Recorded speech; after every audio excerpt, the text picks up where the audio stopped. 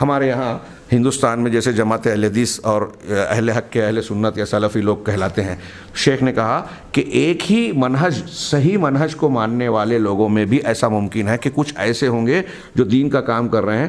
خود درست ہیں اور دوسروں کی اصلاح کی کوشش کر رہے ہیں، اور دوسرے اہل حق جو ہے ان کا ساتھ نہیں دے رہے ہیں بلکہ ان کی مخالفت کرتے ہیں، کبھی کبھی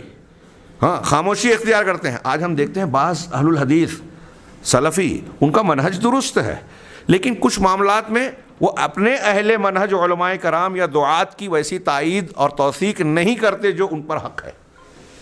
یہ بڑی کمی ہے، یہ غربا کی صفت سے اپنے آپ کو الگ کرنے والی بات ہے۔ لا یضرهم من خذلهم ولا من خالفهم کی تشریح میں شیخ نے ان لوگوں کو بھی ذکر کیا جو اہل حق ہیں، منہج کو ماننے والے ہیں، لیکن ساتھ نہیں دیتے۔ ولا اور برا کی بنیاد پر اہل حق کا ساتھ دینا اور اہل باطل کی مخالفت کرنے کی بجائے یہاں کبھی مخالفت کرتے ہیں اور کبھی کبھی وہاں ساتھ دیتے ہیں۔ آج ہم کتنے اہل حدیثوں کو دیکھتے ہیں کہ وہ منحرف لوگوں کی تائید کر بیٹھتے ہیں، یہ ان کی طرف سے گویا غربا کی مخالفت ہو رہی ہے، اور اس حدیث کے مصداق میں وہ اہل حق سے ہٹ رہے ہیں، طائفہ منصورہ کی ایک گنا مخالفت کر رہے ہیں۔ اللہ کے نبی صلی اللہ علیہ وسلم نے فرمایا کہ قیامت تک ان کی مخالفت کرنے والے جو ہیں یہ جو ہے ان کو نقصان نہیں پہنچا سکیں گے۔ تو یہ ہمارے لیے تسلی کا سامان بھی ہے۔ میرے بھائیو، اگر ہم صحیح دین پر ہیں تو مخالفین، نبی پاک صلی اللہ علیہ وسلم کی گارنٹی اور ضمانت ہے، آپ صلی اللہ علیہ وسلم کی بات غلط نہیں ہو سکتی، یہ ہمارا عقیدہ ہے۔